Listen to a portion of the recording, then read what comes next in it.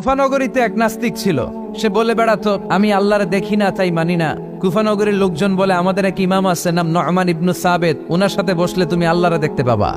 সে বলে, তাই তাহলে তোমাদের ইমামকে ডাকো। সাইয়েদনা ইমাম আবু হানিফা টাইম দিলেন, এই জুমার দিন, আজকে জুমার দিন না, এই জুমার নামাজের পরে ঠিক ভর দুপুরে 2টায় সবাই আমরা একত্রিত হব। নাস্তিকও আসবে, সাইয়েদনা ইমাম আবু হানিফাও আসবে। জুমার সালাতের পরে লোকের বন্যা বয়ে গেল, বাঁধ ভাঙা জোয়ার, অনেক মানুষ। নাস্তিক এসেছে, লক্ষ লক্ষ লোক এসেছে, আসে নাই ইমাম আবু হানিফা। আসে না আধা ঘন্টা, 1 ঘন্টা, 2 ঘন্টা পরে আসছে। নাস্তিক বলে, এই তোমাদের ইমাম যার কোনো সময়ের জ্ঞানই নাই, এর সাথে কিসের তর্ক? সাইয়েদনা ইমাম আবু হানিফা বলে, ইনদি উযর, আমার ওজর আছে। কি ওজর? সাইয়েদনা ইমাম আবু হানিফা বলেন, আমি ঘর থেকে বের হয়ে আসার পথে একটা নদী পার হয়ে আসতে হয়। আজকে এসে দেখি নদীর মধ্যে কোনো মানুষ টানুষ নাই, নৌকা নাই, মাঝি নাই, কিচ্ছু নাই। তো হঠাৎ দেখলাম পাশে বিশাল বড় একটা গাছ। এই গাছটা এমনি এমনি 2 ভাগ হয়ে গেল। হঠাৎ গাছ থেকে এমনি এমনি লম্বা তক্তা হয়ে গেল। এমনি এমনি তক্তাগুলো জোড়া লেগে নৌকা হয়ে গেল। আর নৌকা আমার সামনে আসলো, মাঝি ছাড়া, লগি বৈঠা ছাড়া। আমি নৌকায় যেয়ে বসলাম, নৌকাটা আমার নিয়ে টান দিয়ে সাঁ করে ওপার নিয়ে গেল। তো এই যে এই কাজগুলো আর প্রসেসিং গুলো হতে আমার 2 ঘন্টা সময় লেগেছে। নাস্তিক কয়, তগ ইমাম গাঞ্জা খাইছে, মাথার তার ছিঁড়া গেছে, নাহলে কোনো সুস্থ মানুষ এই কথা বলতে পারে? এমনি এমনি নাকি গাছ ভেঙে তক্তা হয়, এমনি এমনি নাকি তক্তা লেগে নৌকা হয়, এমনি এমনি নাকি মাঝি ছাড়া নৌকা চলে। সাইয়েদনা ইমাম আবু হানিফা বললেন, এই তো আপনি লাইনে চলে আসছেন, আপনারে বুঝানো এখন আমার খুব সহজ হবে। এমনি এমনি গাছ কাটে না করাত ছাড়া, এমনি এমনি তক্তা জোড়া লাগে না, নৌকা হয় না মিস্ত্রি ছাড়া, এমনি এমনি নৌকা চড়ে না মাঝি ছাড়া। তাহলে এত বিশাল বড় আকাশটা কেমন করে এমনি এমনি হলো? জমিনটা কেমন করে এমনি এমনি হলো? সাগর, মহাসাগর, পাহাড়, মরুভূমি কেমন করে এমনি এমনি হলো? এগুলোর একজন স্রষ্টা আছে না নাই? নাস্তিক কয়, তাই তো, আসলেই তো আমি হাদারাম, আসলেই তো আমি উল্লুক্কা পাঠা। এইভাবে তো আমি কখনো ভেবে দেখি নাই, এইভাবে তো কখনো চিন্তা করি নাই। ও ইমাম, তুমি আমার ঘুমন্ত বিবেককে জাগিয়ে দিয়েছো, তুমি আমার চোখের সামনের পর্দাটা উঠিয়ে দিয়েছো, তুমি আমার দৃষ্টিভঙ্গিকে পরিবর্তন করে দিয়েছো। ও ইমাম, তুমি আমার চোখ খুলেছ, তুমি আমাকে হক চিনতে সাহায্য করেছো। আর দেরি করতে চাই না, আমারে পড়িয়ে দাও লা ইলাহা ইল্লাল্লাহু মুহাম্মাদুর রাসূলুল্লাহ। কালিমা পড়ে মুসলমান হয়ে গেছে। আল্লাহু আকবার পড়েন। It's an eye opener for you. এই সূরাটা আপনাদের জন্য আই ওপেনার, চোখ খুলে দিবে। একটু চিন্তা করলেই বুঝবেন যে নাস্তিকদের যুক্তিগুলো খুবই হালকা। ওরা স্রষ্টাকে মানতে চায় না, আল্লাহরে মানতে চায় না। এর কারণ ওরা বলে আনসিন ইজ নাথিং, যেটারে দেখি না ওইটা মানি না। নাউজুবিল্লাহ পড়বেন না? কিন্তু ওরা ওদের জীবনে অনেক কিছু দেখে না, ওরা মানে না। আচ্ছা, আপনি আপনার জীবনে সরাসরি চোখ দিয়ে আমেরিকা দেখছেন? কথা কয় না। তা আমেরিকা যে আছে মানেন না? যারা এখনো হজে যান নাই, যারা এখনো যান নাই, কাবা ঘর নিজ চোখে সরাসরি দেখছেন? টিভিতে না, টিভিতে তো সবাই দেখছি। সরাসরি কাবা ঘর দেখছেন? তো আপনি যে দেখেন না, আপনি সৌদি আরব যে আছে, কাবা ঘর যে আছে মানেন না? নাস্তিকরা বাতাস খালি চোখে দেখে না, দেখে, কিন্তু নাস্তিকরা বাতাস মানে না। Why do you believe on that? তো বাতাস মানুষ কেন? তোর দাদা, তোর বাবা কোনোদিন বাতাস দেখছে? তুই তোর চোখ দিয়ে কোনোদিন বাতাস দেখেছিস? Do you see the air in the atmosphere? উত্তরে বলবেন no. So why do you believe on that? বাতাস বিশ্বাস করো কেন? Do you see the migraine pain when someone feel in his head? কেউ যখন মাথা ব্যথা অনুভব করে, বলে যে আমার মাথাটায় প্রচন্ড ব্যথা। ভাইজানের মাথা ব্যথা প্রচন্ড, দেখা যাচ্ছে? মাথা ব্যথা থাকলেও মাথার অবস্থা যা, না থাকলেও এটা দেখা যায় না। So why do you believe on that? মাথা ব্যথা দেখা যায় না তো বিশ্বাস করস কেন? এগুলো কপাল পড়া, এগুলো হচ্ছে নাম্বার 1 হাতারাম, উল্লুক্কা পাঠা। নাস্তিকদের জন্য এই সূরার ভেতরে আল্লাহ তাআলা অনেক দিগদর্শন রেখেছেন, জীবন দর্শন রেখেছেন। আল্লাহ বুঝাতে চান যে গোলাম, আমারে চেনার জন্য, আমারে দেখার জন্য তোর ডক্টরেট ডিগ্রি লাগবে না, তোর ব্যাচেলর ডিগ্রি, মাস্টার্স ডিগ্রি লাগবে না। তুই আমার সৃষ্টির দিকে একটু নজর করে তাকা, একটু ঠান্ডা মাথায় চিন্তা করে দেখ, একটু সাগরের দিকে তাকা, একটু নদীর দিকে তাকা, একটু পাহাড়ের দিকে তাকা। তাকালেই তুই বুঝবি সামওয়ান ইজ কন্ট্রোলিং এভরিথিং। একজন এমডি আছে, ম্যানেজিং ডাইরেক্টর, মহা ব্যবস্থাপক, যিনি গোটা বিশ্বের সব ব্যবস্থাপনার আঞ্জাম দিচ্ছেন। চিল্লায় বলেন ঠিক কিনা? আল্লাহ বলে তুই সাগরের দিকে তাকা, পাহাড়ের দিকে তাকা, নদীর দিকে তাকা। সাগরের দিকে তাকালে আমি আল্লাহরে খুঁজে পাবি। আল্লাহর সৃষ্টির দিকে তাকালে আল্লাহরে পাওয়ার সুযোগ আছে না নাই? এই তথ্যগুলো, এই উপাত্তগুলো, এই মেসেজ আর ইনফরমেশন গুলো আল্লাহ তাআলা এই সূরার ভেতরে ভরে দিয়েছে। শুনতে রাজি আছেন? আওয়াজ করে বলেন তো সূরার নাম। মুলক। মুলক মানে কি? মুলক মানে রাজত্ব, মুলক মানে ক্ষমতা, মুলক মানে পাওয়ার, মুলক মানে কিংডম, মুলক মানে সভরেইনটি, মুলক মানে অথরিটি। অথরিটি কার?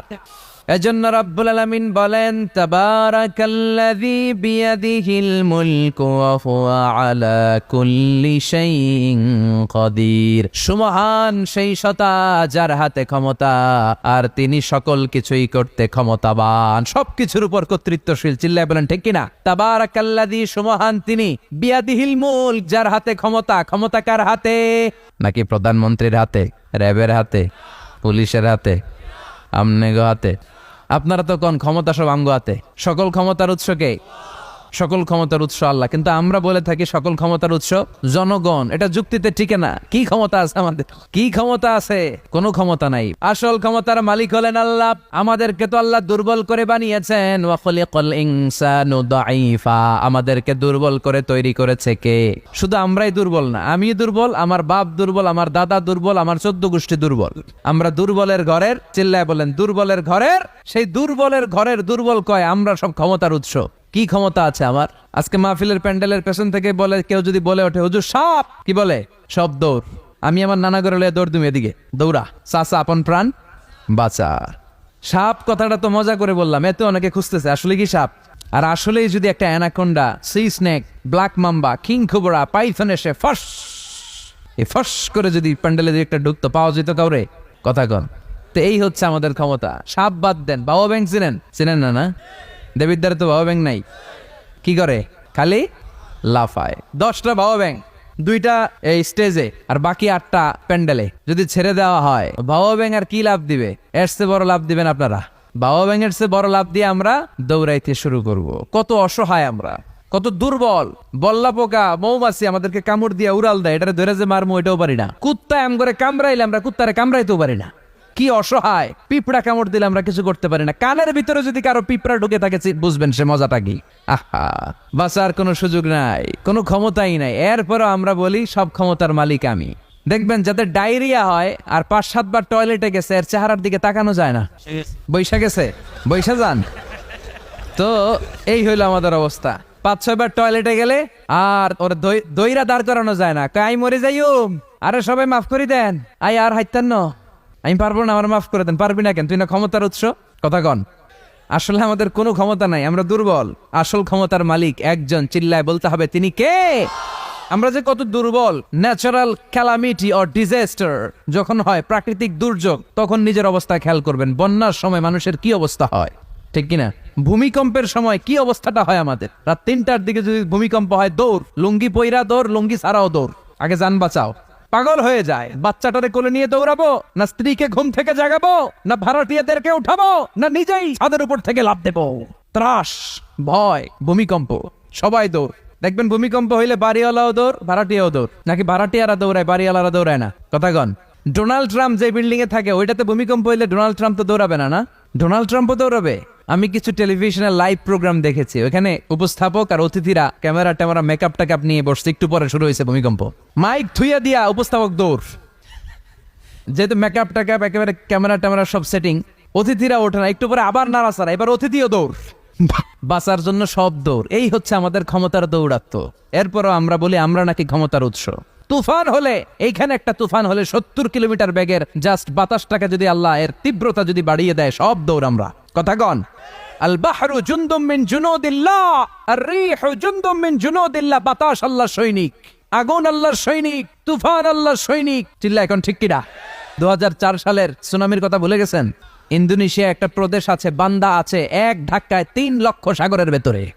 জাপানের কান্টো শহরে 1 লক্ষ নয়, একটা ধাক্কায়, কয়েক সেকেন্ডের ব্যবধান। একটু আগে নাচানাচি করতেছিল, দুম্মা চলে দুম, একটু পরে সব হয়ে গেছে দুম দুম। একেবারে সাইজ করে ফেলছে কে? আহা, কোনো ক্ষমতা নাই। ক্ষমতার মালিক কে? এজন্য রাব্বুল আলামিন বলেন তাবারাকাল্লাযী বিয়াদিহিল মুলকু ওয়া হুয়া আলা কুল্লি শাইইন কাদির। সুমহান সেই সত্তা যার হাতে ক্ষমতা। ক্ষমতা কার হাতে? কক্সবাজারে দেখবেন একটা দ্বীপ আছে, একমাত্র দ্বীপ যেটাতে পাহাড় আছে, নাম মহেশখালী। ওইখানে বৌদ্ধদের স্বর্ণ মন্দির আছে। ওখানে তুফান টুফান শুরু হইলে বৌদ্ধরাও জিকির করা শুরু করে দেয় আল্লাহর। সুবহানাল্লাহ কইবেন না? তুফানে পড়লে দেখবেন হিন্দু, বৌদ্ধ, আস্তিক, নাস্তিক সবাই জিকির করে একজনের, চিল্লায় বলেন তিনি কে? আমরা মাঝে মাঝে আমাদের প্রোগ্রাম স্কেডিউল এত টাইট থাকে, মাঝে মাঝে আমরা প্লেনে হেলিকপ্টারে এক জেলা থেকে আরেক জেলায় যাই বাধ্য হয়ে। সিলেটে প্রোগ্রাম, কক্সবাজারে প্রোগ্রাম, ওই অমুক জায়গায় প্রোগ্রাম, তো ফ্লাইট ধরা লাগে। তো আমরা আভ্যন্তরীণ ফ্লাইটে চড়ে চড়ে আমরা যাই। তো আমরা যখন যাই, ওখানে কিছু এয়ার হোস্টেস থাকে বিমানের ভেতরে, এদেরকে বলে বিমানবালা। খুব সুন্দরী স্মার্ট নারীদেরকে তারা রিক্রুট করে, নিয়োগ দেয়।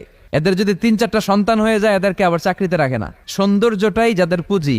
তো এরা লিপস্টিক মেখে, পারফিউম মেখে, মেকআপ করে, ভেরি বিউটিফুল লেডি। ওরা আসে, এসে আমাদেরকে খাবার টাবার দেয়, ইনস্ট্রাকশন দেয়। তো বিমানটা, আভ্যন্তরীণ বিমানগুলো বাংলাদেশের ভেতরে যেগুলো চলে, এগুলো 14 থেকে 15,000 ফিট উপরে ওঠে। তো বিমানটা প্রথমে রানওয়েতে টাক্সি করে, মানে বিমান যখন মাটিতে চলে এটাকে বলে টাক্সি। কি বলে? টাক্সি ছেড়ে যখন উপরে ওঠে এটারে বলে টেক অফ। কি বলে? তো এটা যখন বিমানটা যখন টেক অফ করবে, তখন দেখলাম এই এয়ার হোস্টেস গুলো, যেগুলোর পর্দা নাই, হেজাব নাই, শালীনতা নাই, মাইক্রোফোন হাতে নিয়ে ঘোষণা দিচ্ছে, ভদ্র মহিলা এবং ভদ্র মহোদয়গণ, আপনারা আপনাদের সিট বেল্ট গুলো বেঁধে নিন। এখনই আমাদের উড়োজাহাজটি শাহজালাল আন্তর্জাতিক বিমানবন্দর থেকে শাহ আমানত বিমানবন্দরের উদ্দেশ্যে 15,000 ফিট দিয়ে উড়ে যাবে। এরপরে পড়তে শুরু করে আল্লাহ আকবার, আল্লাহ আকবার, আল্লাহ আকবার। তো আমি উল্টা ঘুরে তাকাইলাম, কিরে এই মাইয়া আল্লাহ আকবার কয় কেমনে? গুইরা দেখি হাতের মধ্যে এরকম কাগজ, এই কাগজ থেকে দেখে দেখে পড়তেছে, উচ্চারণ কিন্তু আমগমতো না, পড়তেছে আল্লাহ আকবার, আল্লাহ আকবার, আল্লাহ আকবার, সুবহানাল্লাযী সাখখারা লানা হাযা। পুরো দোয়াটাই পড়ছে, ওমা কুন্না লাহু মুকরিনিন ওয়া ইন্না ইলা রাব্বিনা লামুনকালিবুন। তো আমি হিসাব মিলালাম, ঘটনা কি? লিপস্টিক, মেকআপ, সুটেড, বুটেড, পারফিউম মাখা, হিপ হপ স্টাইলের মেয়ে, এরা আল্লাহ আকবার পড়ে কেন? তো তখনই খেয়াল করে দেখলাম যে বিমানটা এখন ছাড়ছে, জমিন ছেড়ে দিয়ে 15,000 ফিট উপরে যাচ্ছে। ওরা খুব ভালো করেই টের পায়, এই 15,000 ফিট উপরে যখন বিমান থাকবে, ওরে বাঁচানোর কেউ নাই, ওকে রক্ষা করার কেউ নাই। তখন ওর কোনো পাওয়ার নাই, কোনো ক্ষমতা নাই, চিল্লায় বলেন ঠিক কিনা? তখন কোনো সিকিউরিটি নাই। আহা, কি দুর্বল মানুষ! বিমান বাঁকা হয়ে গেলে সবাই চিল্লায় বাঁচাও। যদি জিজ্ঞেস করেন কে বাঁচাবে, বলবে হুজুর আপনি বাঁচান। আছে না নাই? দুর্বল। আসল ক্ষমতার মালিক হলো একজন, চিৎকার করে বলতে হবে তিনি কে। এজন্য রাব্বুল আলামিন বলেন, তাবারাকাল্লাযী বিয়াদিহিল মুলকু ওয়া হুয়া আলা কুল্লি শাইইন কাদির। সমহান সেই সত্তা যার হাতে ক্ষমতা। ক্ষমতা কার হাতে? আমাদেরকে আল্লাহ ক্ষমতা দিয়েছেন, ঠিক, এটা সাময়িক, লিমিটেড, তবে আনলিমিটেড ক্ষমতার মালিক কে? এই যে আমাদের মাননীয় প্রধানমন্ত্রী শেখ হাসিনা নতুন টার্মের জন্য আসছে না? কয় বছর? 5 বছর। কোন দেশে আসে 10 বছর, কোন দেশে 15 বছর। তো এই যে আল্লাহ ক্ষমতার চেয়ারে বসে, আল্লাহ আসছে কয় বছরের মেয়াদে? কথা বলেন। 50 বছর, 100? হ্যাঁ, কয়দিন থাকবে উনি? আজীবন। রব্বুল আলামিন বলেন, হুয়াল আউয়ালু ওয়াল আখিরু ওয়াল যাহিরু ওয়াল বাতিন ওয়া হুয়া বিকুল্লি শাইইন আলিম। আল্লাহ বলে আমি প্রথম, আমার আগে কেউ নাই, ঠিক কি না? ওয়াল আউয়ালু ওয়াল আখির, আমি শেষ, আমার পরে কেউ নেই। আমি প্রকাশ্য, আমি গোপন, সূচনাহীন, অতীতকাল থেকে আমি আল্লাহ ক্ষমতার চেয়ারে বসা, সীমাহীন, ভবিষ্যৎহীন, শেষহীন, ভবিষ্যৎ পর্যন্ত ক্ষমতার চেয়ারে বসে থাকবে কে? আল্লাহ বললেন আমি প্রথম, আমি শেষ। প্রথমে কে? শেষে কে? তিনি প্রথম, তিনি শেষ, তিনি চিরকাল ক্ষমতার চেয়ারে বসে থাকবেন। চিল্লায় বলেন ঠিক কিনা? আবার পৃথিবীতে অনেক দেশে দেখবেন ডেমোক্রেটিক সিস্টেমে ক্ষমতায় আসে, মানে ভোটে জিতে, যেমন আমাদের দেশ। তো আল্লাহ তো ভোটে জিতে আসছে না? আল্লাহ ভোটে জিতে আসছে। অনেক দেশে মোনার্কি সিস্টেম, মানে রাজতন্ত্র, রাজার পোলা রাজা, আল্লাহর বাপ ছিল রাজা, এই জন্য আল্লাহও রাজা। এরকম আল্লাহ চিরকাল, আজীবনের মেয়াদ নিয়ে তিনি ক্ষমতার চেয়ারে বসা। চিৎকার করে বলেন ঠিক কিনা? আবার পৃথিবীর অনেক দেশে দেখা যায় আন্দোলন করে সরকারকে ক্ষমতার চেয়ার থেকে নামানো যায় কি যায় না? পৃথিবীতে এরকম হয়েছে না অনেক জায়গায়? আন্দোলনের ঠেলায় সরকার কয় আমি নাই। আবার মাঝে মাঝে মিলিটারি কু হয়, সেনা বিদ্রোহ, জানেন না আপনারা? তা আমরা পৃথিবীর 700 কোটি মানুষ সবাই মিলে যদি আল্লাহর বিরুদ্ধে আন্দোলনে নেমে যায়, তাইলেই তো আল্লাহর ক্ষমতা শেষ। যাবে না? 700 কোটি মানুষ মিলেও পারা যাবে না। আচ্ছা, জিন জাতি যদি বলে ও মানুষেরা তোদের সাথে আমরাও আছি, মানুষ জিন ভাই ভাই, আল্লাহর আর রক্ষা নাই, আল্লাহর গদি শেষ। আচ্ছা, ফেরেশতারাও যদি বলে ও মানুষ ও জিনেরা তোগুলোকে আমরাও আছি, 3 দলীয় মহাজোট, আল্লাহর চেয়ার উল্টে যাবে নাকি? কথা বলেন। আল্লাহ বলেন ওয়ালাম ইয়াকুল্লাহু শারীকুন ফিল মুলক, আমার ক্ষমতায় কোনো পার্টনার নাই। কুলিল্লাহুম্মা মালিকাল মুলক, আমি ক্ষমতার মালিক, এই ক্ষমতা কেউ ছিনায় নিতে পারবে না। গোটা বিশ্বের সবাই মিলে যদি আমার বিরুদ্ধে আন্দোলন করিস, আমার ক্ষমতার 1 ইঞ্চিও কমবে না। চিল্লায় বলেন ঠিক কি না? সে আল্লাহ বললেন তাবারাকাল্লাযী বিয়াদিহিল মুলকু ওয়া হুয়া আলা কুল্লি শাইইন কাদির। সুমহান সেই সত্তা যার হাতে ক্ষমতা, ক্ষমতা কার হাতে? ওয়া হুয়া আলা কুল্লি শাইইন কাদির, তিনি সব বিষয়ে ক্ষমতাবান। ফাআলুল লিমা ইউরিদ, যা চান তিনি তাই করতে পারেন। তিনি কে? তিনি পাহাড়কে দরিয়া করতে পারেন, দরিয়াকে পাহাড় করতে পারেন, ধনীরে গরিব বানাতে পারেন, গরিবরে ধনী বানাতে পারেন, সম্মানিতকে অপমানিত করতে পারেন, অপমানিতকে সম্মানিত করতে পারেন। চিৎকার করে বলেন ঠিক কিনা? তিনিই ক্ষমতার মালিক। সকল ক্ষমতার উৎস হচ্ছেন তিনি। সকল ক্ষমতার উৎস আমরা জনগণ। আর কোনদিন বলবেন? তাহলে চিল্লায় বলেন তো, সকল ক্ষমতার উৎস কে? আল্লাহ সকল ক্ষমতার উৎস। এর কিছু দূর পরে আল্লাহ বলেন, ওয়ালাকাদ যায়্যানাস সামাআদ দুনিয়া বিমাসাবিহা ওয়া জাআলনাহা রুজুমান লিশ-শায়াতিন। আমি প্রথম আকাশের মহাশূন্যটাকে আলো দিয়ে, তারা দিয়ে সুশোভিত করেছি। আবার এই তারা দিয়ে আমি জিনদেরকে আঘাত আর প্রহারের ব্যবস্থাও করেছি। সুবহানাল্লাহ পড়েন। অনেক লম্বা কথা, আমি সংক্ষেপে মেসেজগুলো আপনাদের কাছে পৌঁছে দেই। আল্লাহ বলেন, আমি প্রথম আকাশের মহাশূন্যটাকে তারা দিয়ে সাজিয়েছি। I have beautified the closure sky with light, candle and stars. মাথা উপরের দিকে তুললে আমরা যেটা দেখি, এটা কি? আসলে এটা আকাশ না, এটা মহাশূন্য। এটা কি? আকাশ অনেক উপরে। আমরা খালি চোখে যা দেখি, এটা প্রথম আকাশের মহাশূন্য। এই প্রথম আকাশের মহাশূন্যের অনেক উপরে প্রথম আকাশ, তারপরে দ্বিতীয় আকাশের মহাশূন্য, তারপরে দ্বিতীয় আকাশ, তারপরে তৃতীয় আকাশের মহাশূন্য, তারপরে তৃতীয় আকাশ। একটার চেয়ে আরেকটা বড়। সুবহানাল্লাহ পড়েন। কত বড়? আপনার এই হাতের আংটিটা, সাহারা মরুভূমির নাম শুনছেন? পৃথিবীর সবচেয়ে ছোট মরুভূমি, তাই না? তাইলে বড়। এই বিশাল সাহারা মরুভূমিতে যদি আপনার এই হাতের আংটিটা আপনি ছুঁড়ে ফেলে দেন, এই সাহারা মরুভূমির তুলনায় আপনার আংটি যত ছোট, আল্লাহর দ্বিতীয় আকাশের তুলনায় আল্লাহর প্রথম আকাশটা ঠিক তত ছোট। একটার চেয়ে একটা বড়, একটার চেয়ে একটা বড়। আর আমরা মনে করি কত বিশাল জায়গা নিয়ে আমরা বসে আছি। এই যে দেবিদ্বার প্রপারের আজকের এই প্যান্ডেলের এই পরিবেশটা অনেক বড় মনে হচ্ছে না তাকালে? পুরো দেবিদ্বারের তুলনায় এই প্যান্ডেলটা কত ছোট কল্পনা করা যায়? দেবিদ্বার হচ্ছে কুমিল্লার 16টা থানার একটা থানা। কুমিল্লা হচ্ছে বাংলাদেশের 64 জেলার একটা। এরকম 64টা জেলা মিলে আমাদের সুজলা সুফলা শস্য শ্যামলা ডিজিটাল বাংলাদেশ। এই বাংলাদেশ হচ্ছে পৃথিবীর সবচাইতে বড় দেশ। কি বড় না? কত ছোট জানেন? মানচিত্রের মধ্যে বাংলাদেশ এটা লেখার জায়গা পাওয়া যায় না। বাংলা BANG পরে ইন্ডিয়ার উপরে, মাঝখানে LA, পরে বাংলাদেশের উপরে আবার DESH পরে আবার ইন্ডিয়ার উপরে। বাংলাদেশ কথাটা লেখার জায়গাও বাংলাদেশের উপরে নাই। কত ছোট। পাশের ইন্ডিয়ায় 25 গুণ বড়, Canada, United states of America প্রায় 100 গুণ বড়, রাশিয়া নামে একটা দেশ আছে প্রায় কয়েকশো গুণ বড়। এরকম 200টা দেশ মিলে আমাদের এই পৃথিবী। এই 200টা দেশ মিলে পৃথিবীর মাত্র 30 ভাগ, বাকি 70 ভাগ হচ্ছে শুধু পানি। সুবহানাল্লাহ কইবেন না? তাহলে পুরো পৃথিবীর তুলনায় দেবিদ্বারের এই প্যান্ডেলটা কত ছোট, কত ক্ষুদ্র আমি, কত তুচ্ছ আমি, কত নগণ্য আমি। চিন্তা করতে পারেন? আমাদের তাফসির মাহফিলগুলো হয়ে গেছে এখন শোডাউন। অনেক লোক জড়ো হইতে হবে, স্লোগান হইতে হবে, এগুলো আছে না নাই?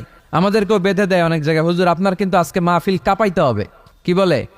কাঁপাইতে হবে। কিন্তু অনেক জায়গায় বলে হুজুর আপনার জমাইতে হবে। কি বলে? জমাইতে হবে। আবার অনেক জায়গায় বলে হুজুর আপনার কিন্তু মাহফিলটা ধরে রাখতে হবে। কি করতে হবে? তো কোথাও আমাদের কাঁপাইতে হয়, কোথাও আমাদের জমাইতে হয়, আবার কোথাও মাহফিল ধরে রাখতে হয়। কথা বুঝতে পেরেছেন? তো মাহফিল কাঁপানো, জমানো, ধরে রাখা, এই টেন্ডেন্সি থেকে আসেন বেরোয় আসি। We have to make a change. আপনাকে চেঞ্জ আনতে হবে, পরিবর্তন।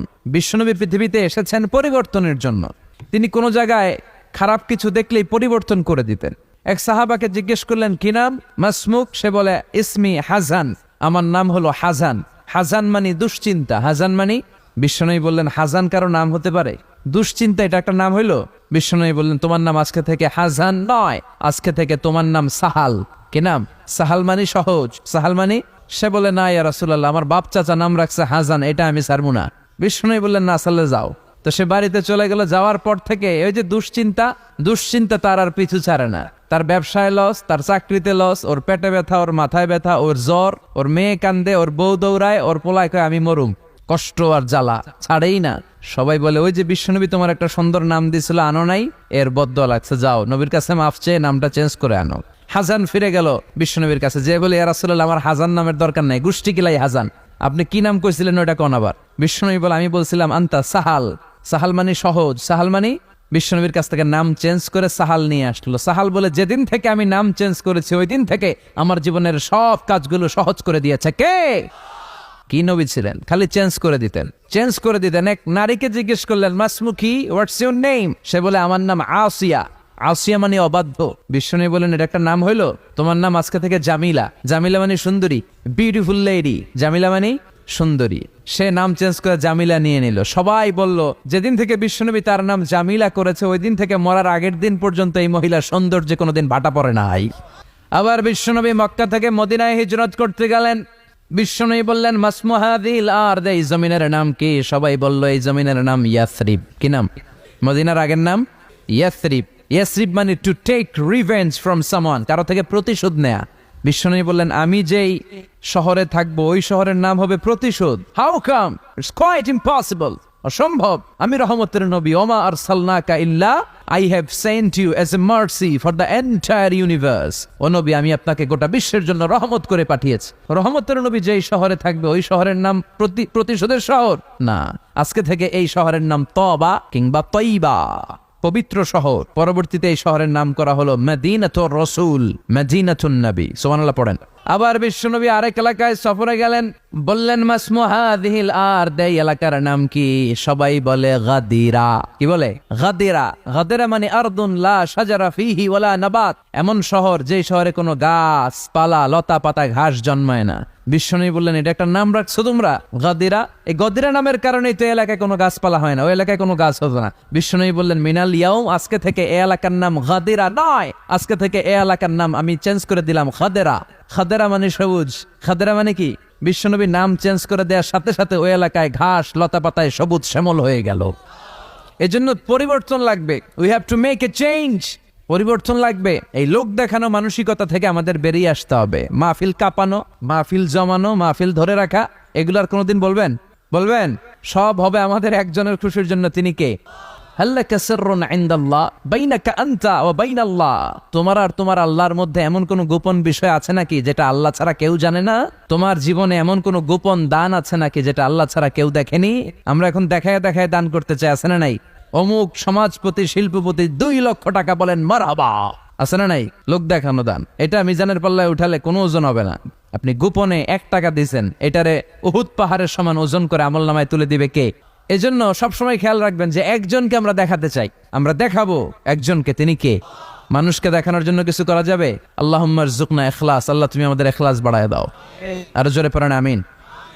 আমরা আজকে সূরাতুল মুলক থেকে কথা শুনবো। মুলক সূরার নাম কি? এই সূরার অনেক ফজিলত আছে। এই সূরা রাত্রিবেলা যারা তেলাওয়াত করবে তাদের কবরের আযাব হবে না। কবরের কথা শুনলে ভয় লাগে না?